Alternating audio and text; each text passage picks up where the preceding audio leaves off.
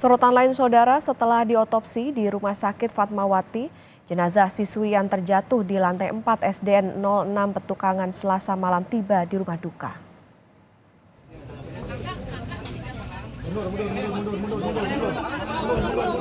Suasana duka menyelimuti keluarga siswi SDN 06 Petukangan yang terjatuh dari lantai 4 sekolah. R meninggal dunia di Rumah Sakit Fatmawati setelah sebelumnya dilakukan pertolongan akibat terjatuh dari lantai 4 sekolahnya. Sementara itu, Kepala Dinas Pendidikan DKI Jakarta, Purwo Susilo, yang hadir di rumah duka membantah adanya perundungan terhadap R.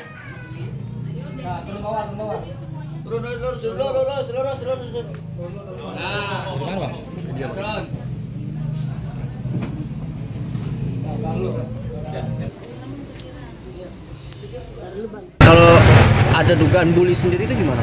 Nggak ada. Nggak ada Pak ya? Nggak ada, itu kan dari keterangan polisi udah jelas. Pak, Ya. dalam kejadian ini apakah ada evaluasi dari pihak pendidikan sistem keamanan gedung sekolah? Oh iya, sistem safety-nya Pak. Ada evaluasi Pak ya? Jelas.